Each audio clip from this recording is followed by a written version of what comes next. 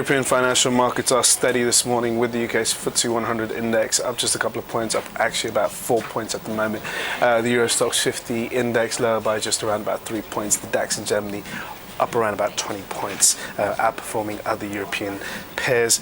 In the currency space, the dollar is gaining some ground. The yen is weaker and the euro is somewhat stable. Going on to the commodity space, we've got gold, which is down around about over $1, around about 140 at the moment. And when we have other commodities, they are also somewhat mixed, trading on the flat line.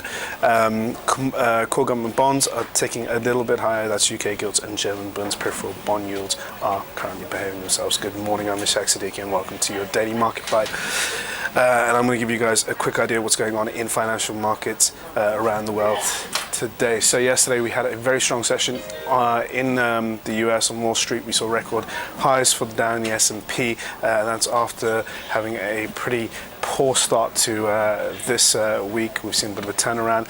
We started off weaker on Monday and also on Tuesday, and that was on the back of that payrolls report that we had out on Friday, in which the US economy only created 74,000 jobs versus expectations of around about 195,000 jobs.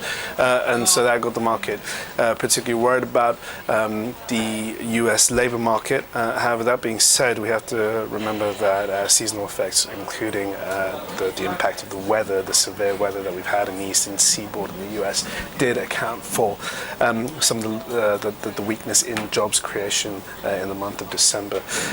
Now, overnight in the US, we have to remember that we had strong earnings from Bank of America, and that pushed up stock indices. That's after earlier this week we had pretty poor numbers out from JP Morgan, but on the whole, JP Morgan's numbers were plagued by litigation and scandal, and that's the reason why they lost a bit of that profitability. Bank of America, however, set a more positive turn around the US banking sector, giving investors some optimism that not the whole banking sector is currently underperforming, and that we've still got some more gains to go for the US banks. At the same time, we've had some pretty decent US data out this week, notably retail sales and US Empire State Manufacturing.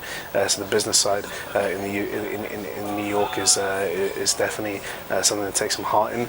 And in Asia overnight, we were inspired by the gains on Wall Street, and at the same time, Japanese machine orders were much stronger than expected, up around about 9.3%.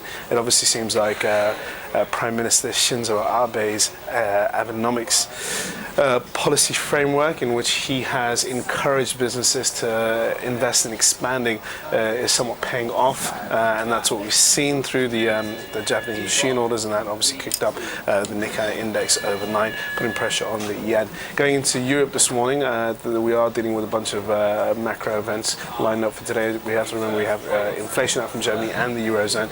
Those are big numbers to look out for, considering the fact that we are worried about deflation now in the Eurozone as inflation is dipping lower. We also have US CPI, and that's going to be eagerly awaited. Also the jobless claims. More than that, we have numbers out from Goldman Sachs and Citigroup, and also BlackRock.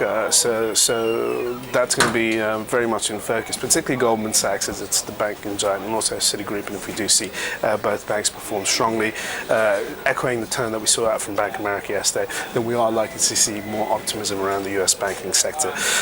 Going into what's after the closing bell, we have American Express, Capital One, and Intel.